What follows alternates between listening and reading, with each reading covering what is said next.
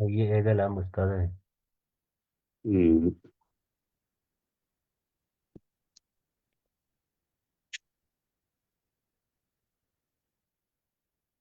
بسم الله الرحمن الرحيم. الحمد لله رب العالمين، والصلاة والسلام على أشرف الأنبياء والمرسلين، نبينا محمد وعلى آله وصحبه أجمعين. إن شاء الله. برنوتا إن شاء الله دنديت ربيتين قرقاس ربيتين برقم في dhibba afurii fi afurtamii jaffaa akka lakkoofsa hijiraatti eegallaa silsilatu tashiilil culuumi sharciyya. Sansalata jechuun waan wal qabatee deemu tokko barnoota shari'aadhaa laaffisuudhaan akka namaa galutti jechuu. Ateeraraa isaatti kun hima. Amma tokkoffaarratti tashiilul caqiida. Aqiidaa tana laaffisanii akka namaa galtu bifa gaafii fi deebisaatiin yaadannoo gabaabaatiin eegallaa. Bismillaahi irrahmaani irrahiim. Bismillaahi jechuun maqaa Allahaatiin qaraana. Arrahmaani jechuun Allaha isa rahmata uumama isaa hundaaf godhu. Nama qajeelaa fi jallaa hundaaf, jinnii fi insi uumama hundaaf kan rahmata godhu. Arrahiimi jechuun gabroota isaa keeysa warra ajaja isaatiin buleef kan rahmata godhu jechuu Rabbiin subhaanahu wa ta'aalaa maqaa isaatiin eegallaa jechuu. Amma eegala keenya kana keessatti ka dura eegalluun awwalan tashiilul caqiida. Tashiilul caqiidaadha. Al-as'ilatu gaafiiwwan ma'al ajuubatii deebisaaleedhaan wajjin jechuu. Gaafiiwwan waa'ee aqiidaadhaa kaasee deebisaan boodarra jiraata. As-su'aalul awwalu gaafiin duraa gaafiin tokkoffaa limaadhaa nadrusu tawxiida. Maaliif tawxiida qaraana? Tawxiida kana maaliif baranna? Faayidaan isarraa argannu maali? الجواب ديبسها قافتنا لأنه أصل الأصول. توحيد ربي تكتشون خناتيتو بؤرة وانتوتا بؤرة تهانيتي. بؤرون نكون هدوجرة سنكيسا توحيد نيسي بؤرة توكو جيتشو هندوانيت وانتهي في برنا.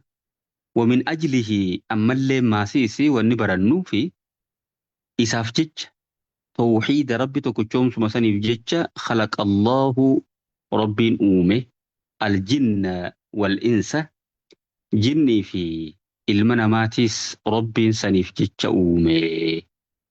وأرسل الله الرسول ربي أماس إرقمتوتني إرقي. وأنزل الكتب كتاب ون نبوس كتابا هدود أخن بوفمني إرقمتوتا خن الرتبوسي. وقام سوق الجنة والنار قد أبت ماسيسي قبيان يوكي مقالان جنتها في إبداتيسي واني قد أبتي جرخون أرقمي فيس خنا في جتشو. إم ربي سبحانه وتعالى ورى التوحيد قبل جنة التقلجة ورمه توحيدا قبل شركي رتتوان إبدا جهنم التقلجة ورى جهنم جتشو. أماس وانقسم جتشوني الناس نموني أدقوا دمني إلى مسلمين مسلمتوتا في وكفار كافرتوت الدقوا دمن. توحيد ما خناف جتشا.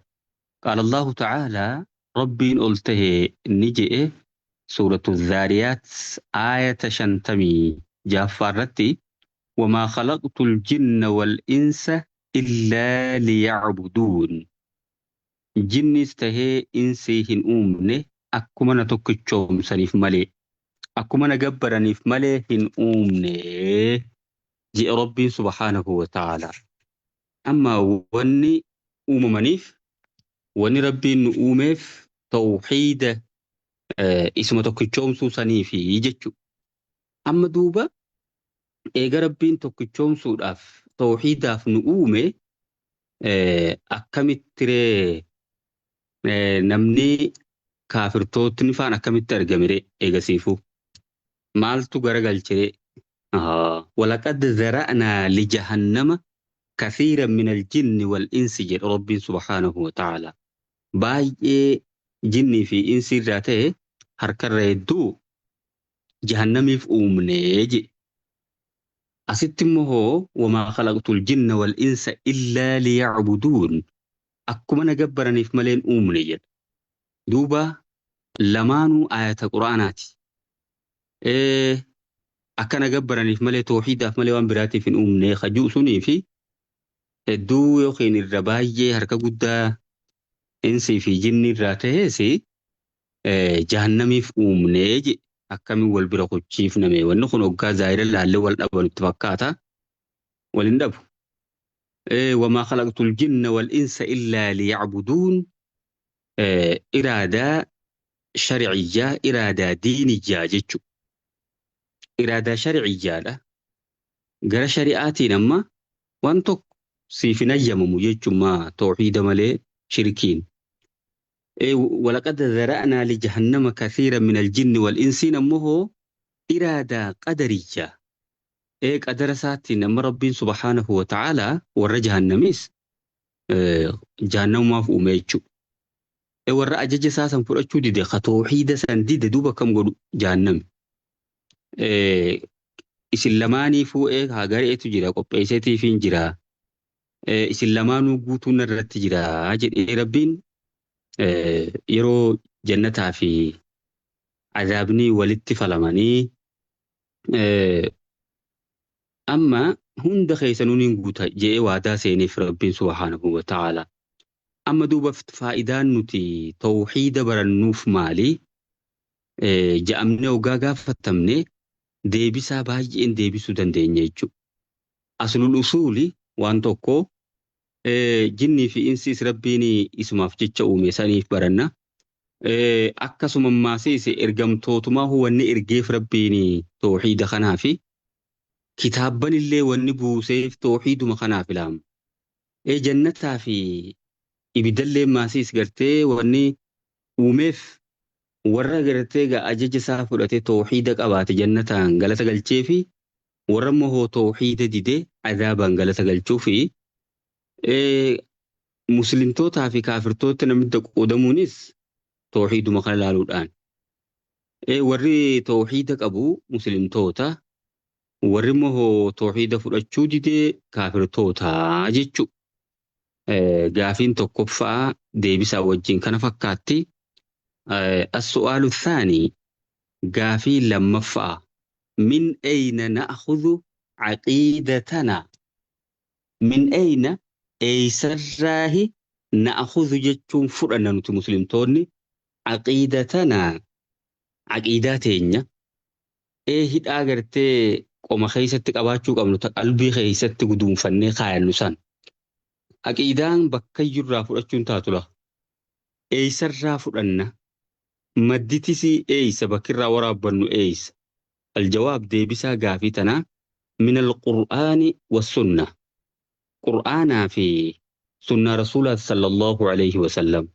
حديث الرافر أن يجو أماس وما كان عليه سلف الأمة وان هنقفتون أمتخنا الرت ترنسن سن الرافر أن يجو أيوه أما سلفتوت مخنات وفهمي قرآن ما في يدي سنوه أكا إسان فهمن سن اتفهمو قبل فهمي سلف الصالح هنقفتو تججم قنما أن يفعل دوبا أبا بكريتي في عمري عثمان فايجم وان هنقفتوني سلفتوني أمتخنا إرتي ترنسن سن الرافر أن نججو ما شاء الله دي بسان قنمتا أكيدان بكون دافر أجون تاتو يجو. السؤال الثالث قافي سدفار ما الأصول الثلاثة هندوان سدين مال بؤروان سدين التي يجب على الإنسان معرفتها سني المنا مرت isii beekuun dirqama ta'u sun maali jechu bu'uroota sadeen wallati yus'alu canhaa tan isiirraa gaafatamummaas insaanni kun ilmi namaa kun jechu tan isiirraa gaafiin godhamu fi qabrihi qabrii isaa keessatti tan irraa gaafatamu bu'uroota sadeen san bakki gartee gaafiin qabriidhaa sun irraa dhuftu bu'urootuma sadeen kanarraa dhufti jechu qabiyyee kana keessaan baatu duuba bu'uroonni sadeen ilma namaa irratti beekuun dirqama ilmi namaa tokko kana beekuu qaba ta qabrii keessatti illee boodarraa gaafatamuu taa'u sun maali gaafii jettuuf aljawaab deebisaa gaafii tanaa macrifatul abdi rabbahu gabrichi rabbii isaa beeku kana laam wanni gabrichi barachuu qabu dura rabbii isaati jechuudha asirraa haa barnoonni waan biraa odoon taane haalaa fi amala khuluqa maal kana odoon taane eeysa bakki durarraa wanni beekuu qabu macrifatul abdi rabbahu gabrichi goftaa isaa rabbii isaa ka isa uume san beeku wadiinahu amantii isaatis beekuu qaba jechuudha ونبيه محمدا صلى الله عليه وسلم نبيجي إساخن إسات إرقمي محمد سنس بيخو أما قرتيقا واي ربي خناس صفات سا قدنا سا مقوت سا خنا بيخو قابنا جيتشو أمانتي تينياس بيخو نورواجي سيتشم نبيجي چماسي إرقمانو تإرقميس بيخو قابنا جيتشال أما دوبا بؤروني سدين إسان كنا جيتشو هاي السؤال الرابع قافين أفرفان من ربك هنولا سنمرتون دايت لا معرفة العبد ربه جنري قبرتش ربي إسابيخو ربي كأينيو قافي جتو فمه الجواب دي بسا قافي أفرفان ربي الله كنون سانكي خنا أومي قبرمان كيا الله جتشون الله الذي رباني ربي سنو خنا قدسه خنا تجاجله خاني قرتي رباني جتشون كنونسه ورب جميع العالمين هند عالم توتاتو خني قدسه تجاجل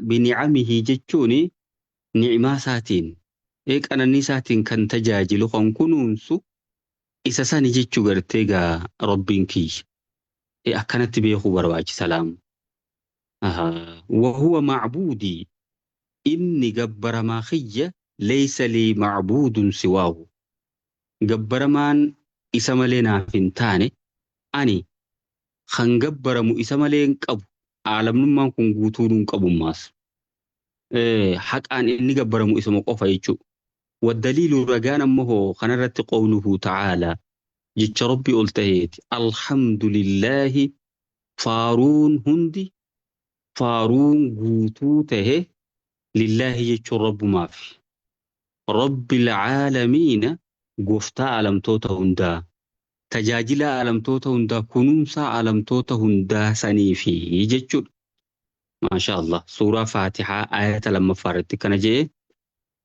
ما شاء الله مي الرف أسمت الأبناء إن شاء الله فول درا توكو نكاسيتي ديمنا وروان براتي خنان فيد مربين واقولوا علمي خيني برنوتا فائدة برنوتا تي ربي التين يعني ربي نفاقولوا وآخر دعوانا أن الحمد لله رب العالمين السلام عليكم ورحمة الله وبركاته. وعليكم السلام ورحمة الله وبركاته. جزاكم الله خيرا أستاذ كينيا. جزاك ربي جنة عن سنيا كفلوا سنين جنة كتبت كرانا كانوا ديما